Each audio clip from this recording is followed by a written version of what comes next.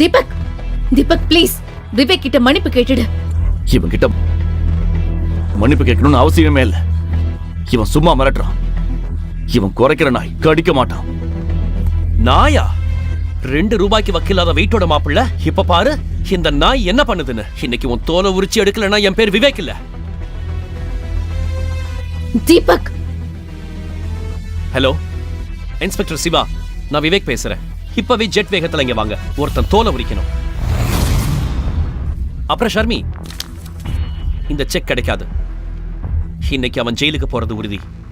விவேக், விவேக், நான் தீபக் சார்பா உன்கிட்ட மன்னிப்பு கேட்டுக்கிறேன். இல்ல ஷர்மி, இவன் இன்னைக்கு ஜெயிலுக்கு போறதை யாராலையும் தடுக்க முடியாது. அண்ட் ஃபைனலி அதுக்கப்புறம் நீ எனக்கு கிடைப்ப. மாமா, ஷர்மிளாவோட சம்பளம் வீட்டு செலவுக்கே பத்தாது இல்லையா? ஆனா உங்களுக்கு இங்க வேலை கிடைக்க சான்ஸ் கம்மி தான். ஒரு வேலை பண்ணு, இத வச்சுக்கோ. இது உனக்கு உதவும். இது யாருக்கு உதவ போகுதுன்னு காலந்தான் பதில் சொல்லும். இதை பத்திரமா வச்சுக்கோங்க. சீக்கிரமே இது உங்களுக்கு தேவைப்படும். என்ன சொன்ன? என்கிட்ட எப்படி பேச உனக்கு எவ்வளவு தைரியம்? இதுக்கப்புறம் என்ன சொன்னாலும் என்ன செஞ்சாலும் யோசிச்சு செய்யுங்க. புரிஞ்சுதா? என்னடா என்ன பண்ணுவ நீ? சொல்லு, என்ன பண்ணுவ?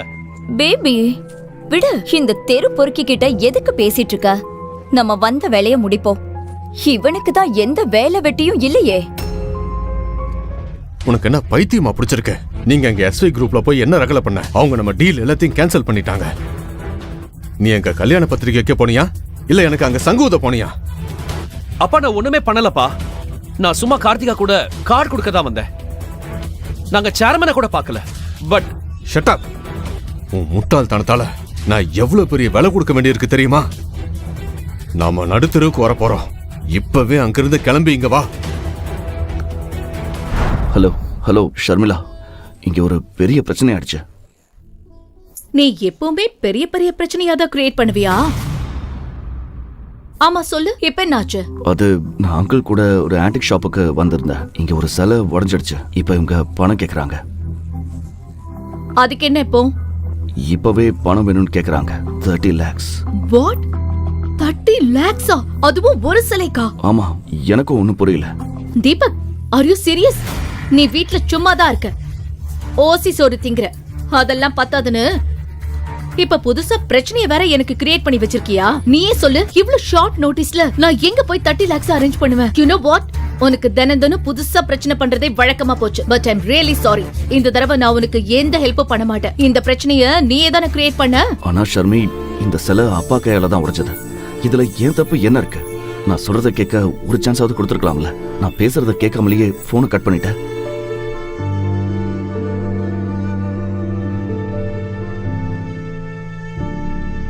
என்ன மிஸ்டர், 1 மணி நேரம் ஆச்சு, இன்னும் பணமும் வரல, உனக்கு ஹெல்ப் பண்ண ஆளும் வரல. இல்ல இந்த பெரியவர் வேற கடையை விட்டு ஓட பாக்குறாரு. நல்ல வேலை செக்யூரிட்டி வர பாத்துட்டாங்க. இல்லனா எஸ்கேப் ஆக பிளான் பண்ணிட்டீங்களா? பாருங்க மிஸ்டர், மணி 2 ஆகுது. 5 மணிக்குள்ள இந்த ஆன்டிக் சிலையோட பணத்தை கட்டலனா நான் போலீஸை வர வச்சு இந்த பெரியவரை உள்ள தள்ளிடுவேன். அப்புறம் இந்த பாடி கார்ட்ஸ் உங்களை நல்லா கவனிப்பாங்க. புரிஞ்சுதா?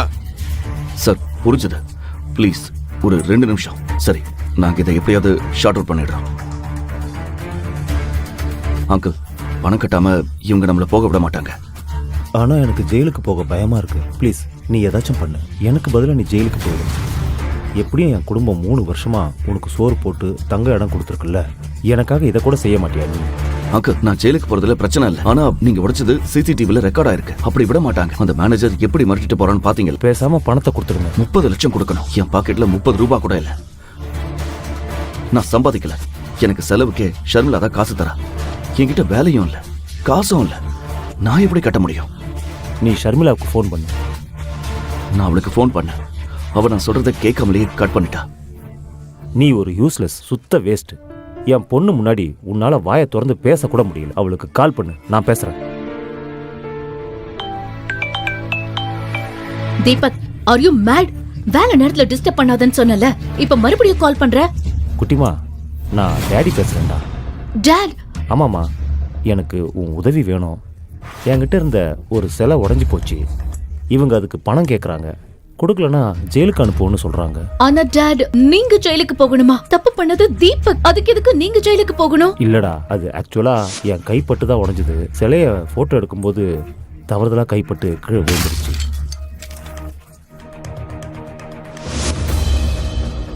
டாட், ஏற்கனவே வீட்ல தீபக் எவ்வளவு ப்ராப்ளம் பண்றான்னு உங்களுக்கு தெரியும்.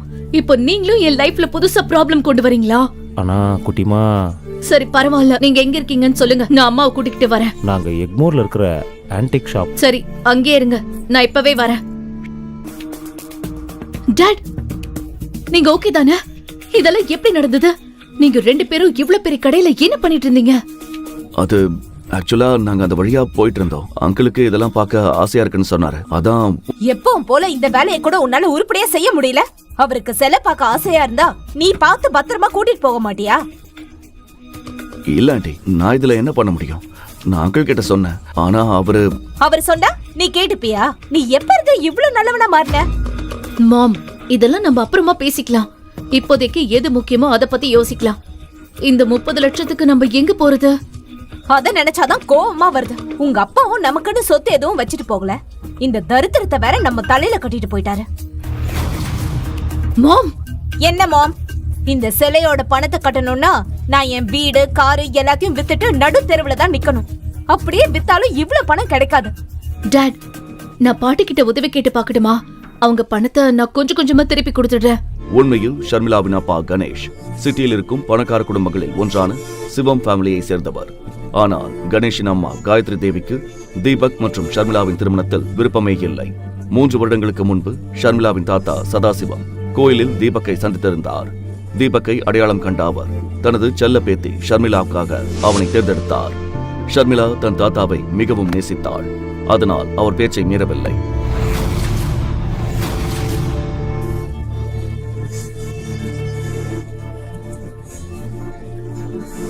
ஆனால் திருமணம் முடிந்த சில காலத்திலேயே சதாசிவம் இறந்து விட்டார்.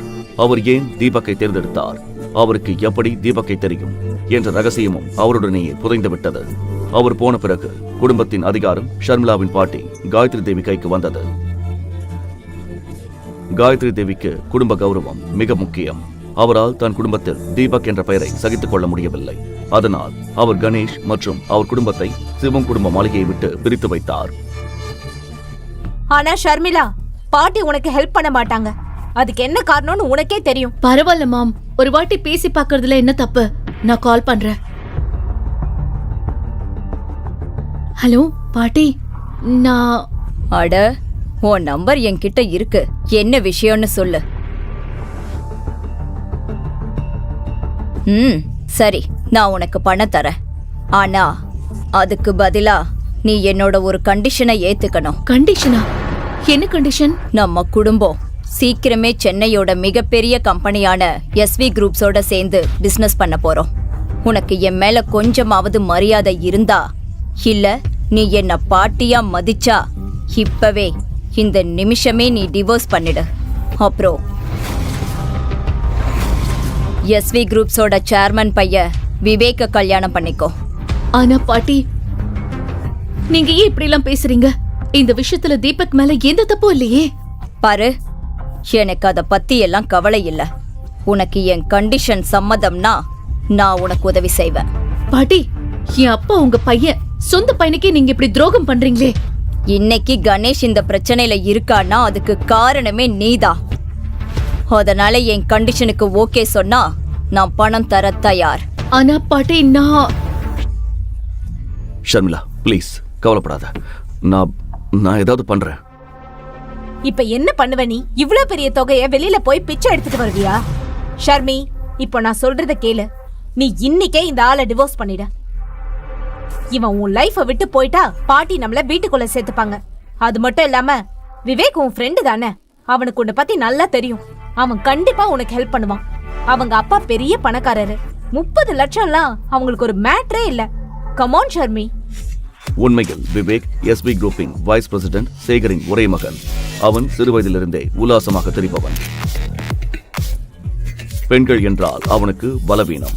அதனால் 3-4 நாட்களுக்கு ஒரு முறை ஒரு புதிய பெண் அவன் வலையில் சிக்குவாள். அவன் மீது நிறைய வழக்குகள் இருந்தாலும் சேகரின் அதிகாரம் மற்றும் பணத்திற்கு முன்னால் எந்த போலீசும் ஒன்றும் செய்ய முடியவில்லை. விவேக் பலமுறை ஷர்மிளாவிடமும் தன் வேலையை காட்ட முயற்சி செய்திருக்கிறான். கல்லூரியிலும் அவன் ஷர்மிளாவின் பின்னாலேயே சுற்றிக் கொண்டிருப்பான். ஆனால் ஷர்மிளா அவனை ஒரு பொருட்டாகவே மதித்ததில்லை. மறுபுறம் இதுவரை அமைதியாக இருந்த தீபக் விவேக் பெயரை கேட்டதும் கோபமடைந்தான். ஆனால் இந்த நேரத்தில் அவன் பேச்சை கேட்க யாரும் தயாராக இல்லை. அவன் உடனே தனது போனை எடுத்துக்கொண்டு ஷோரூமை விட்டு வெளியே சென்றான்.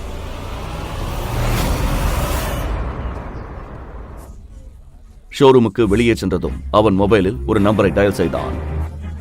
போன் ரிங் ஆக அவன் இதய துடிப்பும் வேகமாகிக் கொண்டே இருந்தது. சிதம்பரம் அங்கிள். வணக்கம் தம்பி, எப்படி இருக்கீங்க? நான் நல்லா இருக்கேன் அங்கிள். நீங்க எப்படி இருக்கீங்க?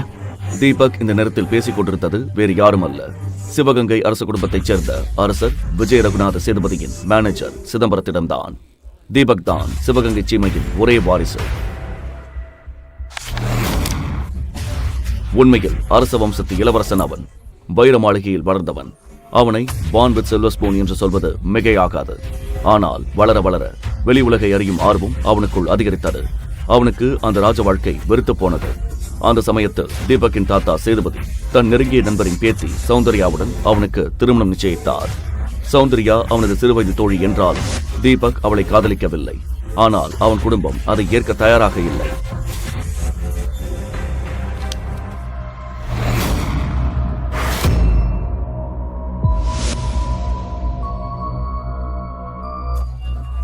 எனவே திருமணம் நிச்சயிக்கப்பட்ட அன்று அலங்கரிக்கப்பட்ட மண்டபத்தை விட்டு தீபக் ஓடிவிட்டான். வைர மாளிகையில் இன்றும் அந்த மண்டபம் அப்படியே அலங்கரிக்கப்பட்டிருக்கிறது.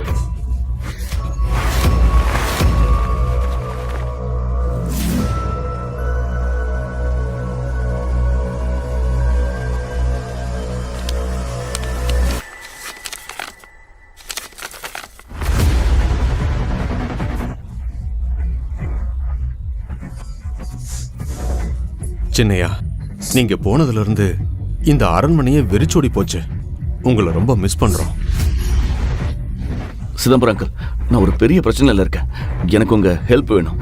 நீங்க என்ன பிரச்சனையில இருக்கீங்கன்னு எங்களுக்கு தெரியும் சின்னையா. இந்த சிதம்பரத்துக்கு தெரியாதா நீங்க எங்க இருக்கீங்க? எந்த குடும்பத்துல வீட்டு மாப்பிள்ளையா இருக்கீங்க? உங்க மாமனார், மாமியார், மனைவின்னு எல்லார பத்தின டீட்டெயில்ஸும் என்கிட்ட பக்காவா இருக்கு. கடந்த 4 ஆண்டுகளாக தீபக் தன் குடும்பத்தை விட்டு விலகி இருந்தாலும் அவன் தாத்தா அவன் செய்யும் ஒவ்வொரு விஷயத்தையும் கண்காணித்துக் கொண்டுதான் இருந்தார். சரி, எனக்கு அவசரமா 30 lakhs பணம் வேணும். எவ்வளவு சீக்கிரம் முடியுமோ அவ்வளவு சீக்கிரம் வேணும்.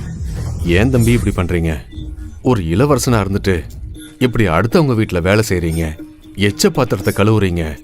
சிதம்பரம் அங்கிள், இதை பத்தியெல்லாம் இப்ப பேச வேண்டாம். எனக்கு உதவி செய்வீங்களா மாட்டீங்களா அதை மட்டும் சொல்லுங்க. தம்பி, 30 லட்சம் நான் தரேன். ஆனா பெரிய ஐயா ஒரு கண்டிஷன் போட்டிருக்காரு. என்ன கண்டிஷன்? நீங்க சௌந்தர்யாவை கல்யாணம் பண்ணிக்கணும். சிதம்பரம் அங்கிள், எனக்கு கல்யாணம் ஆயிடுச்சு. நான் எப்படி சௌந்தர்யாவை கட்டிக்க முடியும்? அது நடக்காது. பெரிய ஐயா உங்க கல்யாணத்தை ஒரு கல்யாணமாவே ஏத்துக்கல. நீங்க போனதுக்கு அப்புறம் அவர் மேல நிறைய கேள்வி வந்துச்சு. இந்த சிதம்பரத்தால பெரிய ஐயா பேச்ச மீற முடியாது. பணத்துக்கு பதிலா நீங்க உங்க மனைவியை விவாகரத்து செஞ்சுட்டு சௌந்தர்யாவை கல்யாணம் பண்ணிக்கணும். மறுப்பதற்கு முன் ஷர்மிளாவின் முகம் அவன் நினைவில் வந்தது.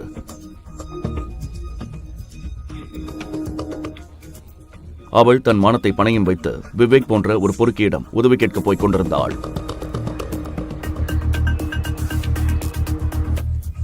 சரி சிதம்பரம் அங்கிள், எனக்கு சம்மதம். ஆனா எனக்கு 1 வருஷம் டைம் வேணும். நானே ஷர்மிளாவை விட்டுடுறேன். அதுக்கப்புறம் தாத்தா சொல்ற பொண்ணையே கட்டிக்கிறேன். 4 வருஷம் காத்திருந்தோம். நாங்க என்ன 1 வருஷம் காத்திருக்க மாட்டோமா? பெரிய ஐயா இதை கேட்டா ரொம்ப சந்தோஷப்படுவாரு. ஆனா எனக்கு ஒரு கண்டிஷன் இருக்கு. இந்த 30 லட்சத்தோட எனக்கு இன்னொன்னு வேணும். எனக்கு எஸ்வி குரூப் வேணும். எஸ்வி குரூப்பா? எதுக்கு தம்பி? அதெல்லாம் அப்புறம் சொல்றேன். தீபக் தம்பி, நீங்க இப்பவே சொல்லணும். ஏன்னா இந்த சிதம்பரம் இப்போ எஸ்வி குரூப்ஸ் ஆபீஸ் வாசல்ல தான் நிக்கிறேன். என்ன, நீங்க எஸ்வி குரூப்ஸ் வெளியில இருக்கீங்களா? ஆமா சின்னையா, எனக்கு இங்க சின்ன வேலை இருக்கு. நீங்க இங்க வந்துருங்க. அதுக்குள்ள நான் கம்பெனியை வாங்குற வேலையை ஆரம்பிக்கிறேன். சரி சிதம்பரம் அங்கிள், நான் இப்பவே கிளம்பி வரேன். தீபக்கிற்கு சிதம்பரத்தின் செயல்படும் விதம் நன்றாக தெரியும். சிதம்பரம் வாக்கு தவறாதவர். அவருக்கு முன்னால் பெரிய பெரிய மனிதர்களும் வாயடைத்து போவார்கள். அங்கே கீதா ஷர்மிளாவை விவேக்கிடம் அனுப்ப வற்புறுத்தி கொண்டிருந்தாள். தீபக் மனதிற்குள் சீக்கிரம் செக் வாங்கணும், அப்பதான் ஷர்மிளாவை அந்த விவேக்கிட்ட இருந்து காப்பாற்ற முடியும் என்று நினைத்தான். அட தம்பி, நில்லு நில்லு, சீக்கிரமா போங்க. தீபக்கை பார்த்ததும் சிதம்பரத்தின் கண்கள் கலங்கின.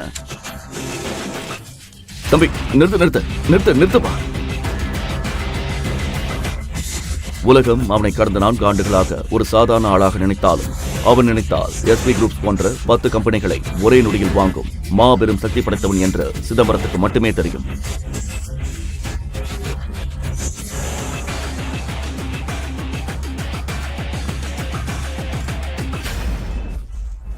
சிதம்பரங்கள், கம்பெனி வாங்குற ஃபார்மாலிட்டிஸ் முடிச்சதா? உங்க போன் வந்ததுமே எல்லாத்தையுமே முடிச்சிட்டேன். நீங்க சைன் பண்ணா மட்டும் போதும்.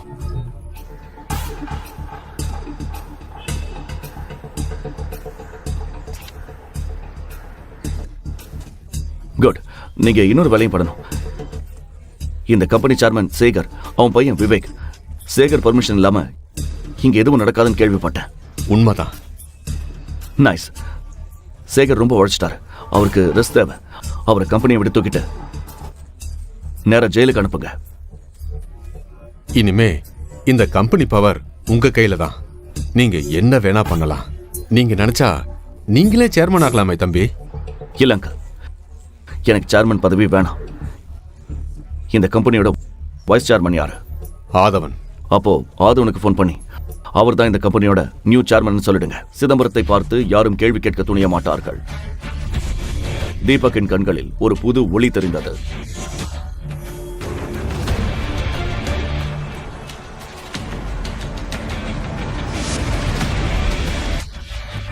மறுபக்கம் ஷர்மிளாக்கு டென்ஷன் ஏறிக்கொண்டே இருந்தது. விவேக்கிடம் உதவி கேட்பதை தவிர அவளுக்கு வேறு வழி தெரியவில்லை.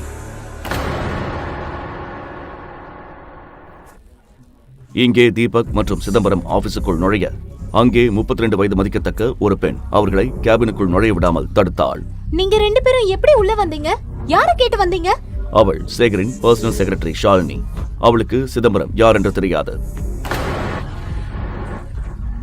நான் இங்க சேர்மன் மிஸ்டர் ஆதவனை பார்க்க வந்தேன். மிஸ்டர் ஆதவன் இந்த கம்பெனியோட வைஸ் சேர்மன்.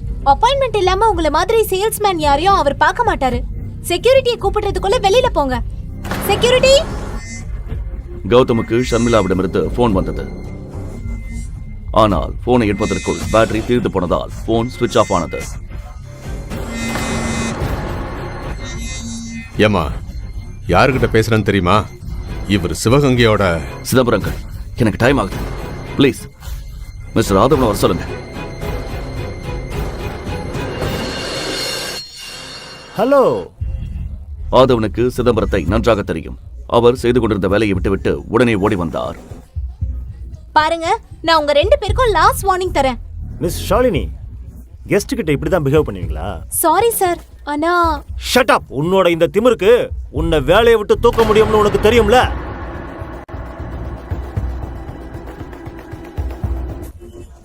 ஆபீஸில் இப்படி அவமானப்பட்ட ஷாலினி உடனே சேகருக்கு போன் செய்து நடந்ததை கூறினாள்.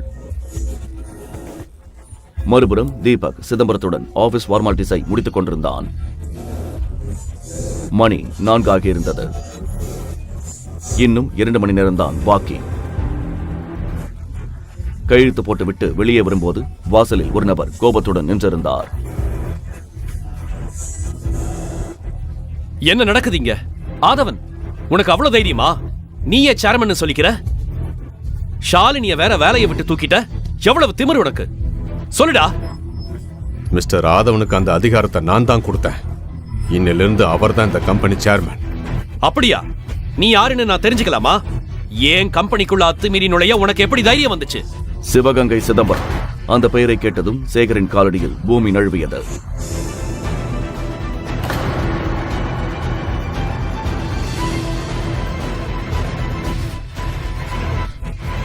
மிஸ்டர் சிதம்பரம், நீங்க முன்னாடியே சொல்லியிருக்கலாமே.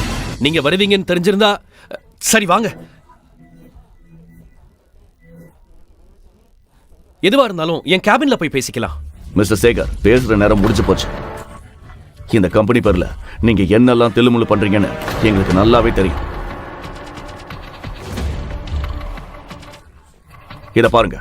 தீபக் ஒரு கடிதத்தை அவர் கையில் கொடுத்தான். அதில் கம்பெனியின் புதிய உரிமையாளர் தீபக் என்று தெளிவாக எழுதப்பட்டிருந்தது.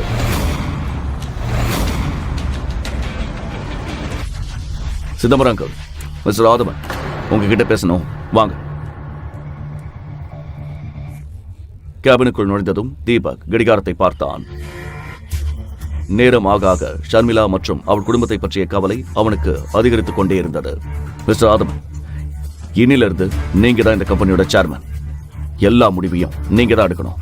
நான் ரொம்ப நேர்மையா வேலை செய்வேன் சார். உங்களுக்கு எந்த கம்ப்ளைண்ட்ஸும் வராது. குட். அப்புறம் அந்த சேகர், விவேக் பத்தின எல்லா விவரமும் எனக்கு வேணும். அவங்க நிறைய பொண்ணுங்க வாழ்க்கையை நாசமாக்கியிருக்காங்க. அவங்க ஜெயிலுக்கு போற நேரம் வந்துடுச்சு. நீங்க டென்ஷன் ஆக வேண்டாம் சார். அவங்களுக்கு எதிரான எல்லா ஆதாரமும் என் லாக்கர்ல இருக்கு. என்னைக்காச்சும் ஒருத்தர் இவங்களை தட்டி கேட்பாருன்னு எனக்கு தெரியும். அந்த நாளுக்காகத்தான் நான் காத்துட்டு இருந்தேன் சார். இன்னைக்கே எல்லா ஆதாரத்தையும் உங்ககிட்ட தரேன். நைஸ். சிதம்பரம் அங்கிள், என்னோட செக் கொடுங்க. தேங்க்யூ. சிதம்பரத்திற்கு வெளியே நின்றிருந்த பாடிகார்டிடமிருந்து போன் வந்தது. போனை எடுத்ததும் சிதம்பரம் அதிர்ச்சியுடன் தீபக்கை பார்த்தார். தீபக் எப்படி இந்த சிக்கலை தீர்க்கப் போகிறான்?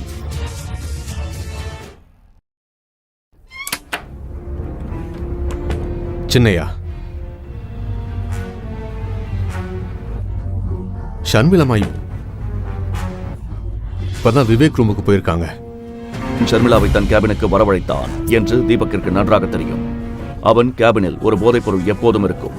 அதை வைத்து பெண்களை மயக்கி தன் இச்சையை தீர்த்துக் கொள்வான். ஆபீஸில் உள்ள பலருக்கு இந்த உண்மை தெரியும். ஆனால் விவேக் மற்றும் சேகருக்கு பயந்து யாரும் வாய் திறக்கவில்லை. இன்று கம்பெனியின் புதிய முதலாளியான தீபக்கின் கோபத்திற்கு விவேக் ஆளாக போகிறான்.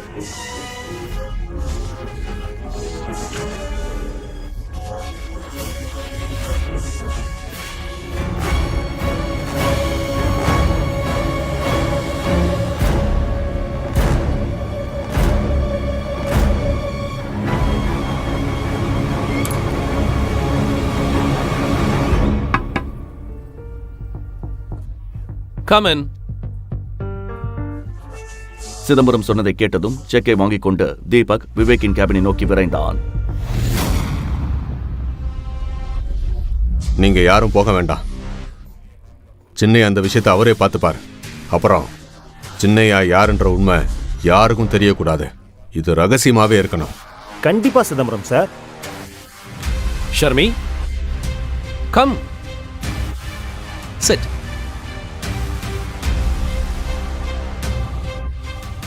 So, எப்படி போயிட்டு இருக்கு? ஷர்மிளா கேபினுக்குள் வந்ததும் விவேக்கிடம் எல்லா விஷயத்தையும் சொன்னாள். தீபக்கின் கண்களில் பதற்றம் அதிகரித்துக் கொண்டே இருந்தது. ஷர்மி, இவ்வளவு பெரிய விஷயம் நடந்திருக்கு, இப்போ வந்து என்கிட்ட சொல்ற? இதெல்லாம் நீ முன்னாடி என்கிட்ட சொல்லியிருக்கணும். Have a drink. இல்ல விவேக், நான் ட்ரிங்க் பண்ண மாட்டேன். What is this, Sharmi? இவ்வளவு தூரம் வந்திருக்க, ஒரு ட்ரிங்காவது சாப்பிடு. இல்ல விவேக், ரொம்ப அர்ஜென்ட். பணம் வாங்கிட்டு சீக்கிரமா கடைக்கு போகணும். ஓ ஆமா, உங்க அப்பா வெயிட் பண்ணிட்டு இருப்பார்ல. நான் இப்பவே உனக்கு செக் தரேன். வெயிட்.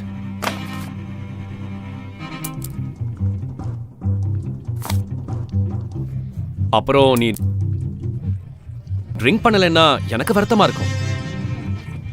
தேங்க்ஸ் விவேக். ஆனா என்னால ட்ரிங்க் பண்ண முடியாது. நான் உன் பணத்தை எவ்வளவு சீக்கிரம் முடியுமோ அவ்வளவு சீக்கிரம் திருப்பி தந்துடுறேன். எனக்கு பணம் எல்லாம் ஒரு விஷயமே இல்ல. விவேக் மெல்ல ஷர்மிளாக்கு அருகில் வந்தான். அவன் கண்களில் வஞ்சக எண்ணம் தெளிவாக தெரிந்தது. யூனோ ஷர்மி, உங்க அப்பாவை இன்னைக்கு ஜெயிலுக்கு போறதுல இருந்து யாராலையும் காப்பாற்ற முடியாது accept me. Come on, just one drink. குடிச்சிட்டு செக்க வாங்கி போய்கிட்டே இரு. இதுல யோசிக்க என்ன இருக்கு?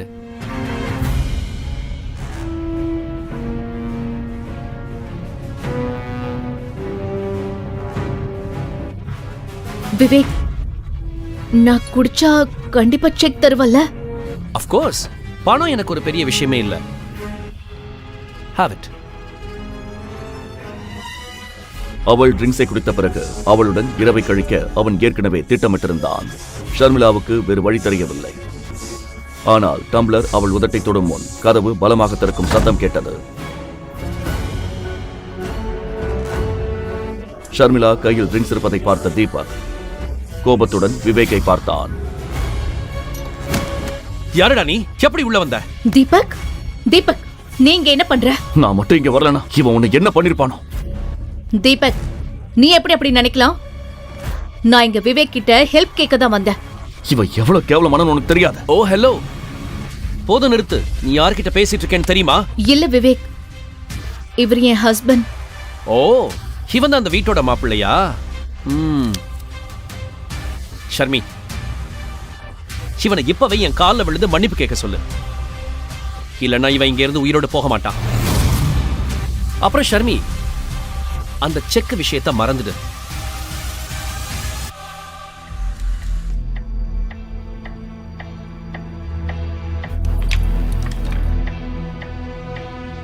யூனோ,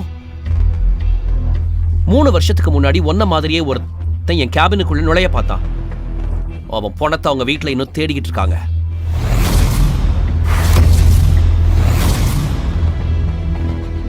தீபக், தீபக் ப்ளீஸ் விவேக் கிட்ட மன்னிப்பு கேட்டுடு. இவன் கிட்ட மன்னிப்பு கேட்கணும்னு அவசியமே இல்லை. இவன் சும்மா மிரட்டுறான். இவன் குறைக்கிற நாய் கடிக்க மாட்டான். நாயா? 2 ரூபாய்க்கு வக்கில்லாத வீட்டோட மாப்பிள்ள இப்ப பாரு இந்த நாய் என்ன பண்ணுதுன்னு. இன்னைக்கு உன் தோலை உரிச்சு எடுக்கலன்னா என் பேர் விவேக் இல்ல. தீபக். ஹலோ இன்ஸ்பெக்டர் சிவா, நான் விவேக் பேசுறேன். இப்பவே ஜெட் வேகத்துல இங்க வாங்க. ஒருத்தன் தோலை உரிக்கணும். அப்புறம் ஷர்மி, இந்த செக் கிடைக்காது. இன்னைக்கு அவன் ஜெயிலுக்கு போறது உறுதி. விவேக், விவேக், நான் தீபக் சார்பா உன்கிட்ட மன்னிப்பு கேட்டுக்கிறேன். இல்ல ஷர்மி, இவன் இன்னைக்கு ஜெயிலுக்கு போறதை யாராலையும் தடுக்க முடியாது. அண்ட் ஃபைனலி அதுக்கப்புறம் நீ எனக்கு கிடைப்ப. தீபக், நீ என்ன பண்ற? You are finished man. இந்த அறை உனக்கு ரொம்ப காஸ்ட்லியா இருக்க போகுது.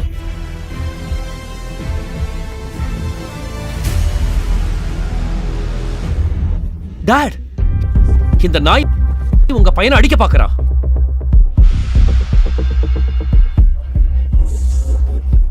தன் அப்பா கைவிலங்குடன் இருப்பதை பார்த்து விவேக் அதிர்ந்து போனான். அவன் சுதாரிப்பதற்குள் போலீஸ்காரர்கள் அவனை பிடித்து கைவிலங்கு மாட்டி மண்டியிட வைத்தனர்.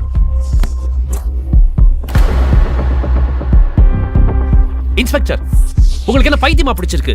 மிஸ்டர் விவேக், மக்களை ஏமாத்துனதுக்காகவும் நிறைய பொண்ணுங்க வாழ்க்கையை நாசமாக்குனதுக்காகவும் உன்னையும் உங்க அப்பாவையும் அரெஸ்ட் பண்றேன். டாடி, இவன் என்ன வளர்றான்? சேகரின் வாடிய முகம் நடந்ததை சொல்லாமல் சொன்னது ஷர்மிளாக்கு ஒன்றும் புரியவில்லை. இன்ஸ்பெக்டர் சார், இவன் என் மனைவிக்கு ட்ரிங்க்ஸ் கொடுக்க பார்த்தான். அதுல ட்ரக்ஸ் கலந்திருக்கு. ப்ளீஸ் செக் பண்ணுங்க. இன்ஸ்பெக்டர் தன் கைக்குட்டையில் அந்த பானத்தை ஊற்றினார். சிறிது நேரத்தில் கைக்குட்டை நீல நிறமாக மாறியதைக் கண்டு அனைவரும் அதிர்ச்சி அடைந்தனர்.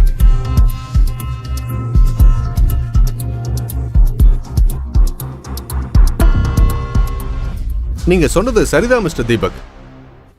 இந்த ட்ரிங்க்ஸ்ல ட்ரையாசோலம் அப்படிங்கிற ட்ரக் இருக்கு. இது ரொம்ப ஆபத்தானது கான்ஸ்டபிள். இந்த ஆதாரத்தோட கேடுகட்ட அப்பனையும் மகனையும் கூட்டிட்டு போங்க. ஜெயில கழிதுன்னா இவங்க புத்தி தெளியும். நீங்க அப்படி செய்ய முடியாது. நான் கமிஷனர் கிட்ட பேசணும். ட்ரிங்க்ஸில் போதை மருந்து கலந்திருந்ததை கேட்டதும் ஷர்மிளா அதிர்ந்து போனாள். இன்று விவேக்கின் ஆட்டம் முடிவுக்கு வந்தது.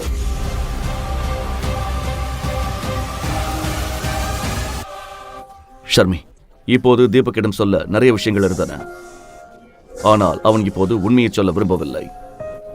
இனிமே பயப்பட தேவையில்லை. அவங்க பண்ண தப்புக்கு தண்டனை கிடைச்சிருச்சு. தீபக் தன் சட்டைப்பையிலிருந்து 30 லட்சத்துக்கான செக்கை எடுத்து ஷர்மிளாவிடம் நீட்டினான். இத பாரு, அங்கிளை காப்பாத்த நான் பணத்துக்கு ஏற்பாடு பண்ணிட்டேன். ஆனா இவ்வளவு பெரிய தொகையை இவ்வளவு சீக்கிரம் நீ எப்படி ரெடி பண்ண? உண்மையை சொன்னால் பெரிய பிரச்சனை வரும் என்று தீபக் அமைதியாக இருந்தான். தீபக், நான் உன்கிட்ட தானே கேக்குறேன். இந்த செக் உனக்கு யார் கொடுத்தா? அது நான் என் ஃப்ரெண்ட் ஒருத்தங்கிட்ட கடன் வாங்கினேன். அவன் கம்பெனில நிறைய லாபம் வந்துச்சான். அதான் எனக்கு கடனா கொடுத்தா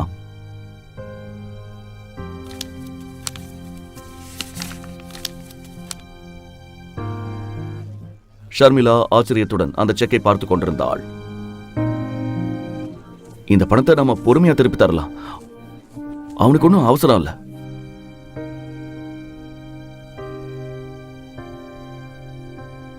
ஷர்மி, 40 நிமிஷம் தான் பாக்கி இருக்கு. நாம சீக்கிரம் ஷோரூம் போகணும். அவங்க நமக்காக வெயிட் பண்ணிட்டு இருப்பாங்க. மறுபுறம் கணேஷும் கீதாவும் ஷோரூமின் ஒரு மூலையில் அமர்ந்திருந்தனர். 2 பெரிய பாடி கார்டுகள் அவர்களை சூழ்ந்து நின்றனர். அனைவரும் மேனேஜரின் உத்தரவுக்காக காத்திருந்தனர். மேனேஜர் கமிஷனருக்கும் போன் செய்து ஷோரூமுக்கு வர சொல்லியிருந்தார். இன்னும் 10 நிமிஷம் தான் இருக்கு. உங்க பொண்ணையும் காணோம், மாப்பிள்ளையும் காணோம். நீங்க பணம் தருவீங்கன்னு எனக்கு தோணல. பேசாம ஜெயிலுக்கு போக ரெடியா இருங்க. ஷர்மி, ஷர்மி, பணம் கிடைச்சதா? என் உயிரே போயிடுச்சு. மாம், டோன்ட் வரி. இதோ செக்.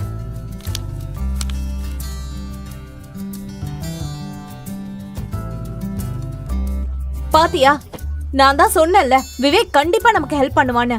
அவன் ரொம்ப நல்ல பையன், தங்கமானவன். அவன் எங்க, உன் தீபக் எங்க? பாரு தீபக், இந்த செக்க பாத்தியா? இதெல்லாம் உன் தகுதிக்கு மீறின விஷயம். விவேக் என் பொண்ணோட ஃப்ரெண்ட். என் பொண்ணுக்கும் உனக்கும் இனி செட் ஆகாது. நீ இன்னைக்கே அவளை விவாகரத்து பண்ணிட. என் பொண்ணோட வாழ்க்கைய உன்ன மாதிரி ஒருத்தன் கூட பார்க்க எனக்கு சகிக்கல. அவளுக்கு நான் எவ்வளவு கனவு கண்டு வச்சிருந்தேன். ஆனா கடைசியில நீ வந்து தொலைச்சிட்ட. மாம், நீங்க நினைக்கிற மாதிரி எதுவும் இல்ல. ஆக்சுவலா நீ சும்மா இருமா, உனக்கு எது சரின்னு தெரியல. இவன் உன் கழுத்தை பிடிச்ச சனிய.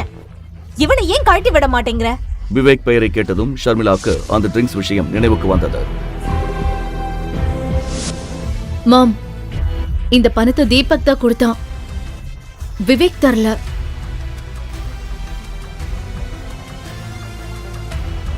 என்னது? இவனுக்கா? இவனுக்கு யாரு இவ்ளோ பெரிய தொகையை கொடுத்தா? பிச்சைக்கார பையன். ஏய், அந்த ஃப்ரெண்டுக்கு கால் பண்ணு, இப்பவே கால் பண்ணு. தீபக் பதட்டத்துடன் சுற்றுமுற்றும் பார்த்தான். கீதா அவனை சந்தேகத்துடன் பார்த்து கொண்டிருந்தாள். தீபக் பணத்தை பற்றிய உண்மையை சொல்வானா? விவேக் தீபக்கை பழிவாங்குவானா? உன் ஃப்ரெண்டுக்கு ஃபோன் பண்றியா இல்லையா? அது என் ஃப்ரெண்ட் டிராவல்ல இருக்கான். அவன் அசிஸ்டன்ட் தான் எனக்கு இந்த செக் கொடுத்தான். நீங்க வீட்டுக்கு போய் உங்க சண்டையை வச்சுக்கோங்க. முதல்ல இந்த செக்கை கொடுங்க. ஆமா, இந்தாங்க செக்.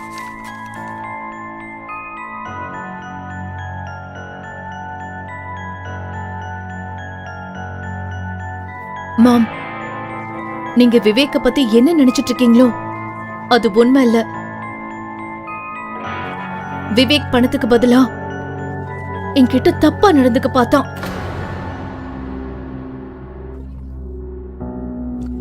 தீபக் மட்டும் சரியான நேரத்துக்கு வரலனா அவன் அவனோட பிளான்ல ஜெயிச்சிருப்பான். கண்ணா, நீ நல்லா இருக்கல்ல? கீதாவுக்கு தன் காதுகளையே நம்ப முடியவில்லை. உனக்கு ஒன்றும் ஆகலையேம்மா? இல்ல டாட், ஐம் ஃபைன் நவ். இதுல யோசிக்க வேண்டிய விஷயம் என்னன்னா, இவன் எப்படி இவ்வளோ காசு கொண்டு வந்தான்? சரி, எனக்கு அதை பத்தி எல்லாம் கவலை இல்லை. வாழ்க்கையில முதல் முறையா இவன் ஏதோ உருப்படியா செஞ்சிருக்கான். என்ன உருப்படியா செஞ்சிருக்கான்? எங்கேயோ பிச்சை எடுத்துட்டு வந்திருப்பான். நாம தானே திருப்பி கட்டணும்.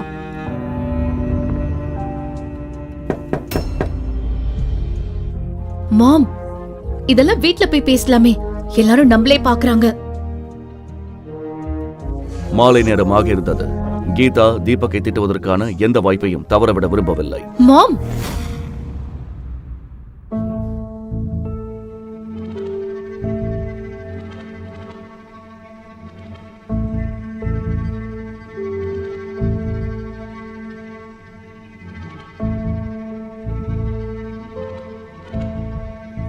இங்கே நின்னுட்டு இருக்காத, போய் டீ கொண்டு வா. சரிங்க ஆண்டி. அப்புறம் கேளு, டீல பாலும் ஏலக்காவும் கம்மியா போடு. உங்க அப்பனும் தாத்தாவும் எங்களுக்கு ஒன்னும் புதையல் கொடுத்துட்டு போகல, புரிஞ்சதா? போ.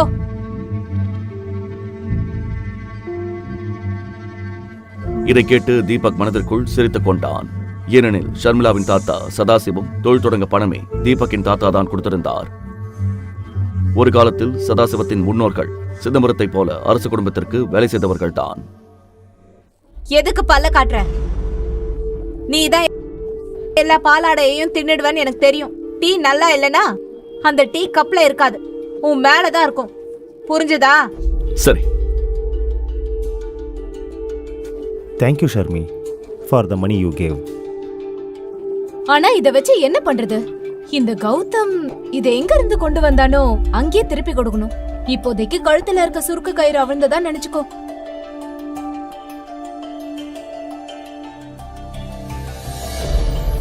ஷர்மிளா தனது சேமிப்பை பற்றி யோசிக்க தொடங்கினாள். ஏனென்றால் தீபக் வாங்கிய பணத்தை அவள் சீக்கிரம் திருப்பிக் கொடுக்க வேண்டும்.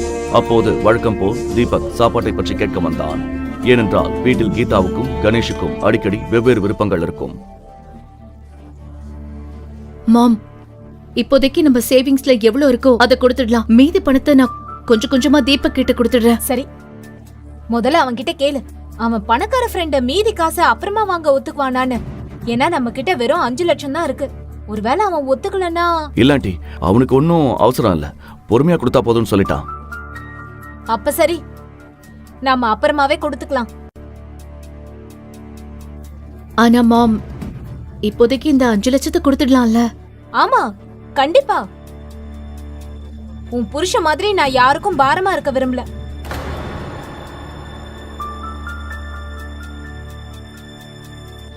சரி தீபக், நீ பணத்தை திருப்பி கொடுக்கும்போது உன் ஃப்ரெண்டுக்கு என் சார்பா தேங்க்ஸ் சொல்லிடு. நமக்கு பெரிய உதவி பண்ணிருக்காரு.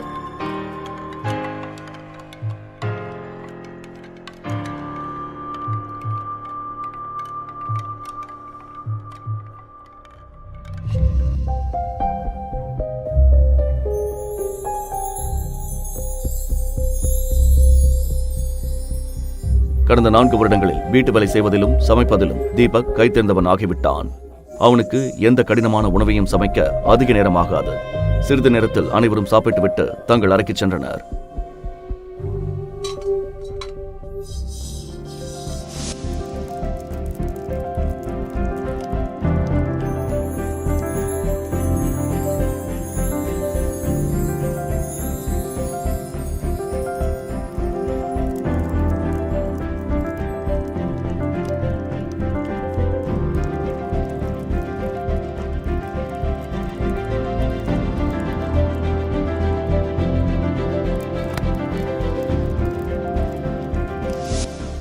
ஆனால் தீபக்கின் வேலை முடியவில்லை.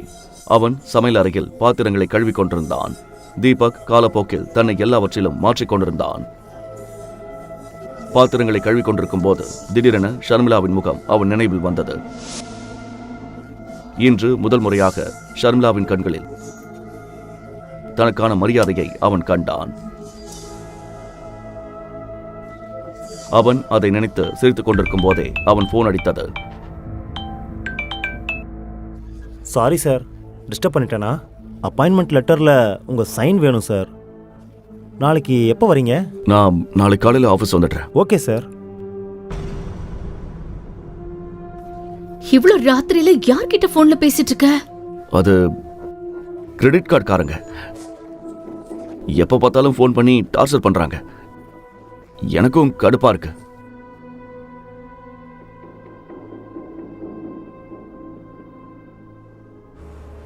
மறுநாள் காலை தீபக் வீட்டு வேலைகளை முடித்துவிட்டு எஸ்பி குரூப் கம்பெனிக்கு கிளம்பினான். அவன் ஷர்மிளாவிடம் மார்க்கெட் போவதாக போய் சொல்லிவிட்டு வந்திருந்தான். அதனால் சீக்கிரம் வீட்டுக்கு திரும்ப வேண்டும். Good morning sir. நான் எல்லா சீனியர் எக்ஸிக்யூட்டிவ்ஸ் கிட்டையும் இன்ஃபார்ம் பண்ணிட்டேன். மீட்டிங் அரேஞ்ச் பண்ணியிருக்கேன் சார். நீங்கள் எப்போ வரீங்க? மிஸ்டர் ஆதவன், யாரை கேட்டு இந்த மீட்டிங் அரேஞ்ச் பண்ணீங்க? நான் யாருன்னு யாருக்கும் தெரிய வேண்டாம்னு சொன்னேன்ல. Please cancel the meeting. I am sorry sir. நான் மீட்டிங்கை கேன்சல் பண்ணிடுறேன். நீங்கள் டென்ஷன் ஆகாதீங்க. உங்களை பற்றி யாருக்கும் தெரியாது. குட். நான் உங்களை உங்க கேபின்ல மீட் பண்றேன்.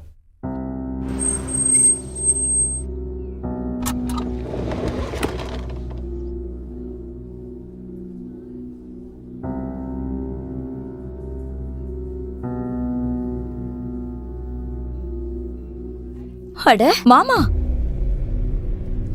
நீங்க இங்க வழி மாறி வந்துட்டீங்களா? ஏன்னா லூசஸ்க்கு இந்த கம்பெனில இடம் கிடையாது. அவனுக்கு முன்னால் நின்று கொண்டிருந்த பெண் வேறு யாரும் அல்ல, ஷர்மிளாவின் கசன் கார்த்திகா தான். கார்த்திகாவுக்கு சிறு வயதிலிருந்தே ஷர்மிளாவை பிடிக்காது. அதற்கு பல காரணங்கள் இருந்தன. ஷர்மிளா சிறு வயதிலிருந்தே புத்திசாலி, பார்ப்பதற்கு மிகவும் அழகாக இருப்பாள். ஷர்மிளாவுக்கு தீபக் போன்ற ஒரு உதவாக்கரை கணவனாக கிடைத்ததில் கார்த்திகாவுக்கு தான் அதிக மகிழ்ச்சி. ஒரு நிமிஷம். இன்னும் சில தினங்களில் கார்த்திகாவின் திருமணம் நகரின் மிகப்பெரிய பணக்காரரான கேசவனின் ஒரே மகன் சித்தார்த்துடன் நடக்கவிருந்தது. கேசவனும் எஸ்வி குரூப்ஸுடன் சேர்ந்து பிசினஸ் செய்பவர்தான். எஸ்வி குரூப்ஸின் தயவால் தான் அவருக்கு சென்னையில் பெரிய செல்வாக்கு இருந்தது. இந்த செல்வாக்கையும் பெயரையும் பார்த்துதான் ஷர்மிளாவின் பாட்டி காயத்ரி தேவி தன் பேத்தி கார்த்திகாவுக்கு திருமணத்தை சித்தார்த்துடன் முடிவு செய்தார். தீபக் வழக்கம் போல் கார்த்திகாவின் கிண்டல்களை கேட்டு அமைதியாக நின்றான். சரி விடு, நீ என்னத்த சொல்ல போற? எங்கள மாதிரி ஆளுங்க முன்னாடி நிக்கிற தகுதி கூட இல்ல உனக்கு. வெல், நாங்க சேகர் அங்கிள பார்த்து எங்க இன்விடேஷன் கார்டு வைக்க வந்தோம். நீ வேணும்னா கல்யாணத்துக்கு வரலாம். உனக்கு நான் வெயிட்டர் வேலை ரிசர்வ் பண்ணி வைக்கிறேன்.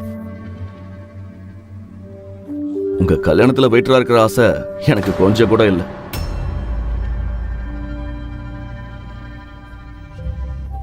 தீபக்கின் இந்த எளிமையான உடையை பார்த்து சித்தார்த் மனதிற்குள் சிரித்தான். ஆனால் இந்த எளிய உடைக்கு பின்னால் எஸ்பி குரூப்ஸின் உரிமையாளரை நிற்கிறான் என்று அவனுக்கு தெரியாது. ஓ, அப்போ இவர்தான் அந்த வீட்டோட மாப்பிள்ளை கௌதமா? உன்னை பத்தி நிறைய கேள்விப்பட்டிருக்கேன். பொண்டாட்டி போடுற சோத்துல வாழ்றியாமே, இன்னைக்கு தான் பார்க்க முடிஞ்சது. அப்புறம் for your kind information, இந்த பில்டிங்ல உன்ன மாதிரி லூசர்ஸ்க்கெல்லாம் இடம் கிடையாது. சோ நீ நான் ஆக்சுவலா இங்க வேலை கேட்டு வந்தேன். வேலையா? சீரியஸ்லி? இங்க பெருக்கிறதுக்கும் துடைக்கிறதுக்கும் எந்த வேலையும் காலியா இல்ல. கார்த்திகா, இவர் செக்யூரிட்டி வேலைக்கு வந்திருப்பாருன்னு நினைக்கிறேன். All the best. மாமா, ஷர்மிளாவோட சம்பளம் வீட்டு செலவுக்கே பத்தாது இல்லையா? ஆனா உங்களுக்கு இங்க வேலை கிடைக்க சான்ஸ் கம்மி தான். ஒரு வேலை பண்ணு, இத வச்சுக்கோ, இது உனக்கு உதவும். இது யாருக்கு உதவ போகுதுன்னு காலந்தான் பதில் சொல்லும். இதை பத்திரமா வச்சுக்கோங்க. சீக்கிரமே இது உங்களுக்கு தேவைப்படும். என்ன சொன்ன? என்கிட்ட எப்படி பேச உனக்கு எவ்வளவு தைரியம்? இதுக்கப்புறம் என்ன சொன்னாலும் என்ன செஞ்சாலும் யோசிச்சு செய்யுங்க. புரிஞ்சுதா? என்னடா என்ன பண்ணுவ நீ?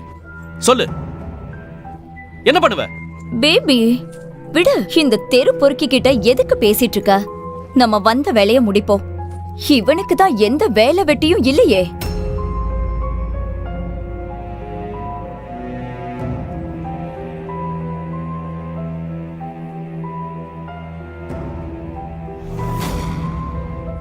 கார்த்திகாவும் சித்தார்த்தும் சேர்மன் கேபினில் ஓரத்தில் போய் நின்றனர். சித்தார்த்தின் மனதில் தீபக் சொன்ன வார்த்தைகளை ஓடிக்கொண்டிருந்தன. விடு பேபி, நீ இன்னும் அந்த வீட்டோட மாப்பிளைய பத்தியே யோசிச்சுட்டு இருக்கியா? கார்த்திகா, இவன் தப்பான ஆள்கிட்ட மோதிட்டான்.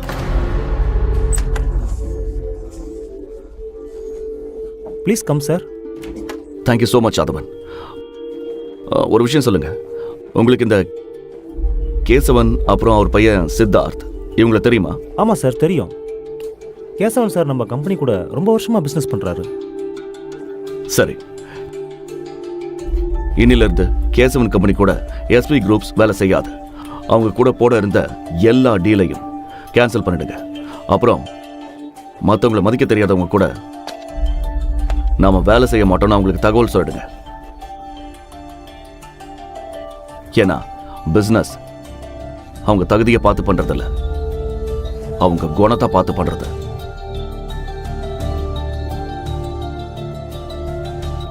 சித்தார்த் தீபக் சேர்மனுடன் பேசுவதை பார்த்து விடுவானா? தீபக் கொண்டு வந்த பணத்திற்கு பின்னால் இருக்கும் உண்மையை ஷர்மிளா தெரிந்து கொள்வாளா? தீபக் சொன்னதை கேட்டதும் ஆதவன் உடனே கேசவனுக்கு கால் செய்தார்.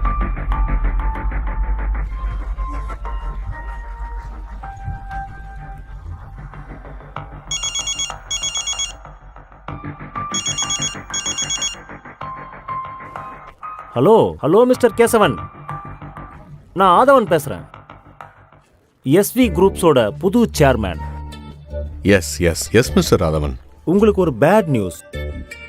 இன்னிலிருந்து எஸ்வி குரூப்ஸ் உங்க கூட சேர்ந்து வேலை செய்யாது. நமக்கு நடுவில் கையெழுத்தான எல்லா டீல்ஸையும் நான் இப்பவே கேன்சல் பண்றேன். டாக்குமெண்ட்ஸ் உங்க ஆபீஸுக்கு வந்துடும். அப்புறம் இன்னொன்னு நல்லா கேட்டுக்கோங்க, எஸ்வி குரூப்ஸ் பெருக்கி துடைக்கிறவங்க கூட வேலை செய்யறதில்ல. மறுபுறம் சித்தார்த்தும் கார்த்திகாவும் சேர்மனை பார்க்க காத்திருந்தனர். உள்ளே வந்ததும் எஸ்வி குரூப்ஸ் புதிய சேர்மன் ஆதவன் என்று அவர்களுக்கு தெரிந்தது. சித்தார்த் ஆச்சரியப்பட்டாலும் ஆதவனை சந்தித்து பேச விரும்பினார்.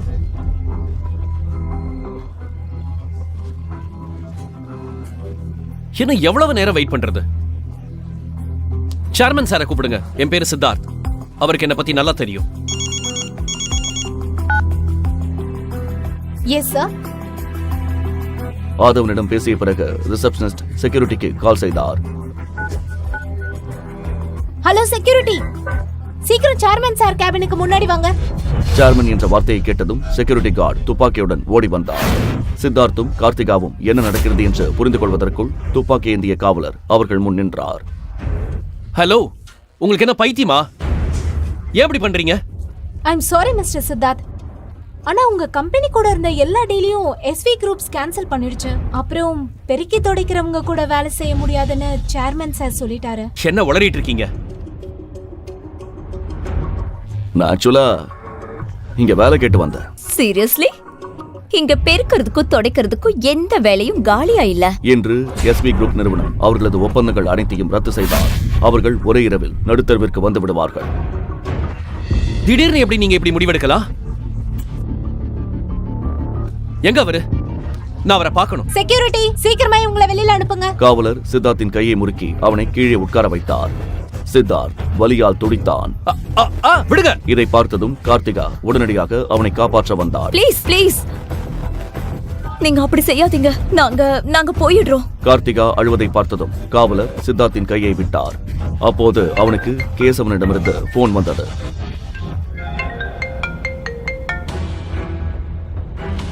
சித்தார்த், உனக்கு என்ன பைத்தியமா பிடிச்சிருக்க?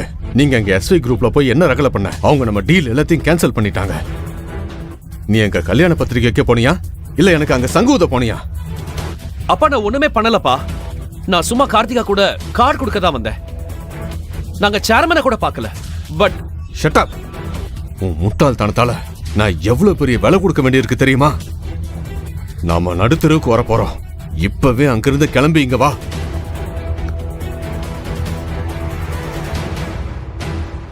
வாங்க சார், வெளியில போலாம்.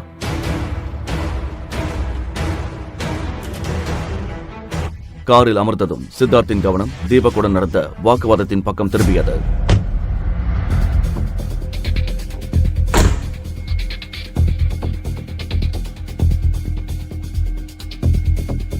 கார்த்திகா, எனக்கு என்னமோ இது எல்லாம் அந்த தீபக்கோட வேலையா இருக்கும்னு தோணுது. என்ன? அவனுக்கு என்ன தகுதி இருக்கு எஸ்வி குரூப்ஸ் கண்ட்ரோல் பண்ண? ஆனால் அவன் சொன்ன வார்த்தை சித்தார்த் மனதில் சந்தேகத்தை உண்டாக்கியது. இதுக்கு பின்னாடி என்ன இருக்குன்னு நான் கண்டிப்பா கண்டுபிடிப்பேன். சித்தார்த்துக்கு பாடம் புகட்டியதில் தீபக் மனதிற்குள் மகிழ்ச்சியாக இருந்தான்.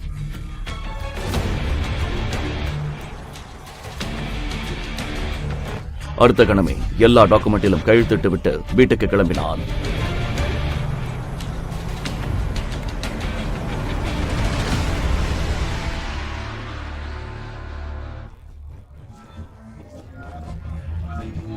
ஆனால் வீட்டுக்கு வந்ததும் அவன் சிரித்த முகம் வாடி போனது.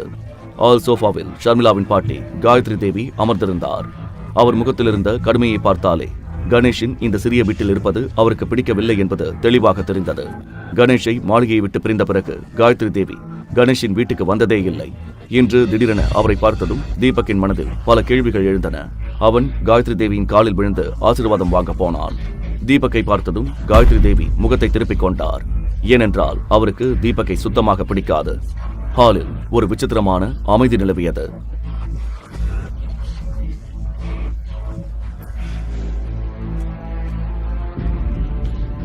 அத்தை, டீ சாப்பிடுங்க. காயத்ரி தேவி அந்த கப்பை தொடாமலேயே முகர்ந்து பார்த்தார். இவ்ளோ தண்ணியா இருக்கு டீ? பால் ஆட முழுசையும் நீயே முழுங்கிடுவ போல. அதான் டீ தண்ணியாவும் நீ குண்டாவும் ஆயிட்டு இருக்க. தூக்கி குப்பையில போடு இத. கீதா எப்படி தீபக்கை திட்டுவதற்கு ஒரு வாய்ப்பை கூட விடமாட்டாளோ அதேபோல் காயத்ரி தேவியும் கீதாவை கேவலப்படுத்துவதை வழக்கமாக வைத்திருந்தார். எல்லாரும் கேளுங்க, நான் இங்க கார்த்திகாவோட கல்யாண பத்திரிக்கை வைக்க வந்தேன். ஆக்சுவலா நீங்க இந்த கல்யாணத்துக்கு வரணும்னு எனக்கு ஆசையே இல்ல. ஆனா பார்ட்டிக்கு வர மத்தவங்க தேவையில்லாத பிரச்சனைய உண்டு பண்ணிடக் கூடாதுன்னு தான் கூப்பிடுறேன். ஏன்னா நீங்க தான் நம்ம குடும்பமானத்தை சமூகத்துல ரொம்ப நல்லா வாங்கி வச்சிருக்கீங்களே. இதை சொல்லும்போது காயத்ரி தேவி கோபத்துடன் ஷர்மிளா மற்றும் தீபக்கை பார்த்தார். அவர் கண்களில் நெருப்பு தெரிந்தது. அதனால கல்யாணத்துக்கு வாங்க, ஆனா வெறும் கையோட வராதீங்க. நல்ல காஸ்ட்லியான கிஃப்டா எடுத்துட்டு வாங்க. கணேஷோட தம்பி சுந்தர் கார்த்திகாவுக்கு 35 லட்சம் ரூபாய் கார் பரிசா தர்றான்.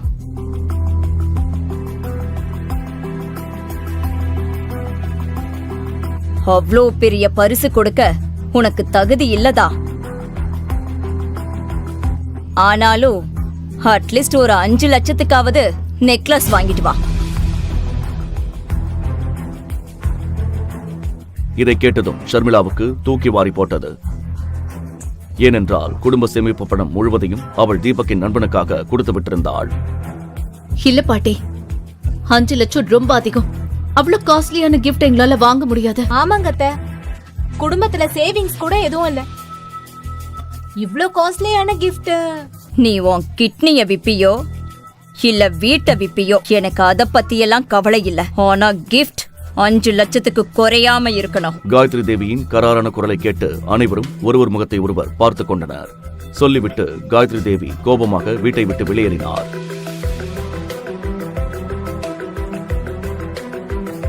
அஞ்சு லட்சத்தை என்னமோ 5 ரூபாய் மாதிரி கேக்குறாங்க. கார்த்திகா கல்யாணத்துக்கு மட்டும் இவ்ளோ ஆடம்பரமா? அப்போ ஷர்மிளா கல்யாணத்துக்கு மட்டும் இவங்களுக்கு என்ன வந்துச்சு? ஷர்மி, நான் ஷர்மிளா கல்யாணத்துல வந்த மொய் கவர் எல்லாத்தையும் பிரிச்சு பார்த்தேன். எவனும் 500 ரூபாய்க்கு மேல வைக்கல. ஓசில வந்து தின்னுட்டு போயிட்டானுங்க. ஆனா கார்த்திகா கல்யாணத்துக்கு 5 லட்சத்துல கிஃப்டா? 30 லட்சத்துல காரா? கடவுளே, என்ன கொடுமை இது! ஆனா கீதா அம்மா சொல்லிட்டாங்க, நாம கொடுத்துதானே ஆகணும். என்ன கொடுக்கணும்? உங்களுக்கு மூளை இருக்கா இல்ல கழட்டி வச்சுட்டு வந்துட்டீங்களா? உங்களுக்கு ஞாபகப்படுத்துறதுக்காக சொல்றேன். நம்ம தலை மேல ஏற்கனவே 27 லட்சம் கடன் இருக்கு. எங்க இருந்து வாங்குறது இவ்ளோ காஸ்ட்லி கிஃப்ட்? அம்மா எவ்வளோ கோவமா போனாங்கன்னு பார்த்தல்ல. நாம ஒரு வேலை பண்ணலாம். நம்ம வீட்டை அடமானம் வச்சிடலாம். அதுல நெக்லஸும் வாங்கிக்கலாம். மீதி பணத்தை தீபக் ஃப்ரெண்டுக்கும் கொடுத்துடலாம். டாட், என்ன பேசுறீங்க நீங்க?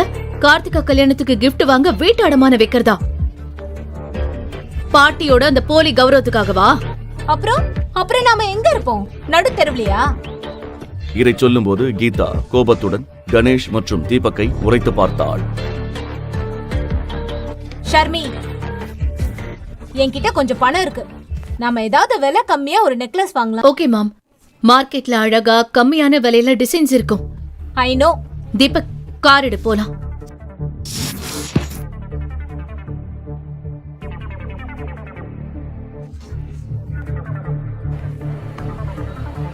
சிறிது நேரத்தில் அனைவரும் டி நகர் மார்க்கெட்டுக்கு சென்றனர். அங்கே ஒரு பெரிய நகை கடைக்கு வெளியே தீபக் காரை நிறுத்தினான். இது டி நகரில் மிகவும் பிரபலமான நகைக்கடை.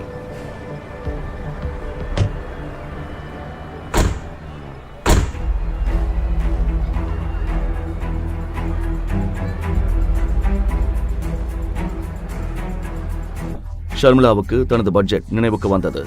அது ஒன்றுமே இல்லை என்று சொல்லலாம். சிறிது யோசனைக்கு பிறகு அனைவரும் கடைக்குள் சென்றனர்.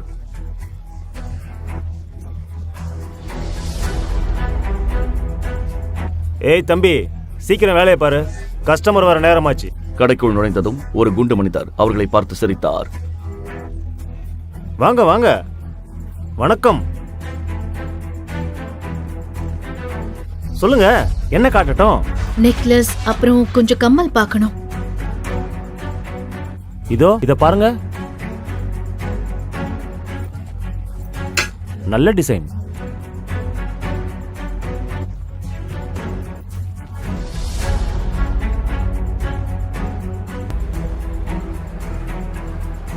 ஷர்மிளா ஒவ்வொரு நெக்லஸையும் பார்க்கும் போதும் அதன் விலையைத்தான் முதலில் பார்த்தாள்.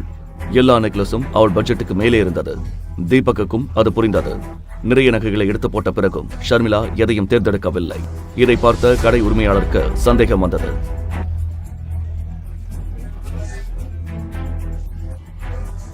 தீபக்கும் ஷர்மிளாவும் சைகையில் பேசிக் கொள்வதை பார்த்ததும் இவர்கள் ஏமாற்று பேர் வழிகளோ என்று நினைத்தார். அடுத்த நொடியே அவர் வெளியே நின்றிருந்த செக்யூரிட்டிக்கு சைகை காட்டினார். காவலர்கள் உடனே உள்ளே வந்து ஷர்மிளா, தீபக் மற்றும் கீதாவை கண்காணிக்க தொடங்கினர். இதை பார்த்த ஷர்மிளாவும் கீதாவும் பயந்து போயினர். முழு கதையையும் கேட்டு மகிழ பாக்கெட் FM ஆப்பை டவுன்லோட் செய்யுங்கள். லிங்க் டிஸ்கிரிப்ஷனில் கொடுக்கப்பட்டுள்ளது.